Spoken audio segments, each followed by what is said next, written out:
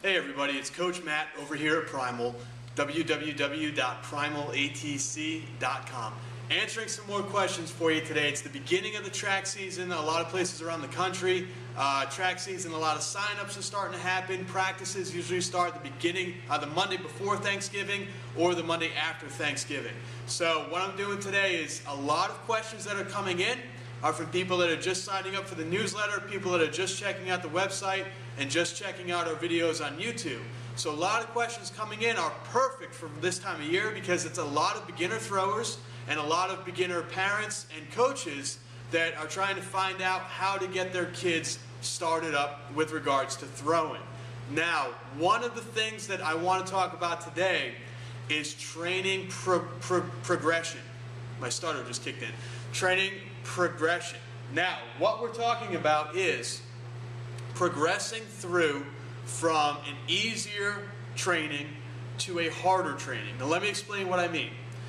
You have some basic compound movements that you should be doing when you train for the shot put, when you train for discus, when you train for your throwing events in the weight room. There are some basic compound movements that should be included in everyone's training program.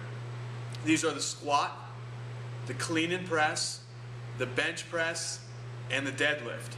Now, those are four of the basic compound movements that every thrower should have in their weight training program. Now, things like sets and rep schemes and the different types of squats, you know, what time during the year you should be doing what percentage of weight, what number of sets, what number of reps. I mean, literally, I have written books on this that you can find them on the website. That's not what I'm getting into today. Today is about progress. Not necessarily progress, but today is about understanding when it's time to progress to doing those compound movements, things like bench press, squat. Too many times, more often than not, what I see is that a lot of weight coaches and a lot of strength and conditioning coaches at the high school level, to make it easier on themselves when you're dealing with a big team, everyone's doing bench press today. Okay, next day, everyone's doing squat today. And then in addition to those, okay, you bench press today, so today we're also doing clean and press. You squatted today, so now we're doing some type of a deadlift or some type of an overhead press like a push press.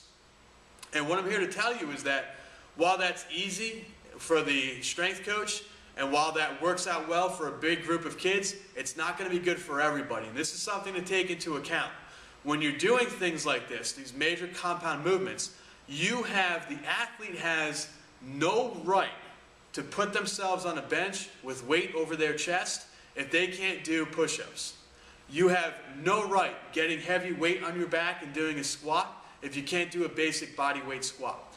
There are beginning movements that should be done to test out athletes to make sure that they're ready to progress to doing these compound movements. Now, compound movements, they are your bread and butter, but your athletes might not be ready. So here's what you do.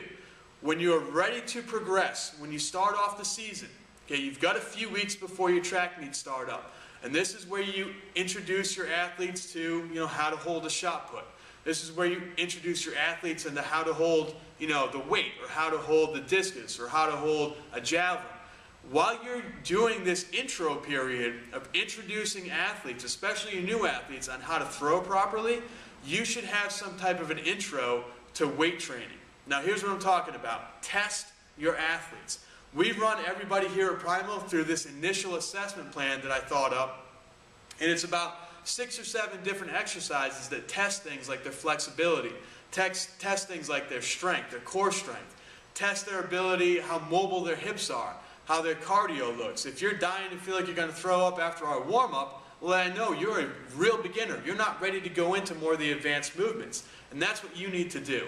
And the perfect test is going to be something that tests their push-ups, their body weight squat. You should do a vertical leap for height. You should do a broad jump, a jump for distance, and you should do some type of sprinting mechanics as well. Maybe a 40-yard dash would be a good start. A lot of football players throw, so 40-yard dash is great. Now, taking from that, if you have an athlete who cannot do more than 5 push-ups, no way in hell should they be on a bench. If you have an athlete who's not flexible to squat properly, or if they can't even get their body in their lower back or their hamstrings to hinge properly, to stick their butt out to even start a squat, no need to put them on a squat. From here, you should be able to take your athletes and group your athletes together into smaller little fractions, smaller little pods, so to speak. So you have a beginner group, guys who are just learning how to do push-ups, guys who are just learning how to squat properly with their body weight. You might have an intermediate group, guys who have some experience. Maybe they did a lot of body weight stuff, maybe they wrestled growing up, they played football the season before, so they're good at doing push-ups and they need to be introduced to the basic compound weight training movements. And then you have your advanced group of throwers who may have been with you for a few years. They've already put through this, they've already been on the bench, they've already been on the squat, they already have a starting point where they're going to be starting from in the year. And this is what you need to do. It is not fair, and I say this in my books and I've said this on videos, it's not fair to take someone who cannot do a push-up and throw them on a bench, and it's not fair to take someone who is a very skilled lifter and have them do beginner movements that will just bore them half to death and won't get them to that next level. It's your job as a coach, whether you're the throws coach that works in the weight room with your kids, or you're a strength and conditioning coach who's checking out these videos to learn more about training for throwing athletes and what you should be doing in the weight room. You have no right to just blob all your kids together. Progression is the key. Learn how to progress from beginner to intermediate to advanced. Your kids will thank you for it. Their throws will increase for it. You're going to keep the actual attitude great in the weight room because your beginner kids aren't going to get frustrated and your advanced kids aren't going to get frustrated. You'll have a set system in place. It might take a little bit of extra work, but it is worth it for your kids, and you have to do it for your kids. Guys, it's Coach Matt telling you to check out primalatc.com. We need more questions. Track and field season is starting. Send in those questions. Fill out the contact form at primalatc.com or go to our Facebook page, Primal Athlete Training Center. Click like and you can ask your questions. You can see me answer questions from other people. I post all the videos up there and you'll get up-to-date coverage. Whenever something new pops up, you'll get an email and you can check it out right there. Thanks for viewing this video and make sure you send in your questions. Thanks.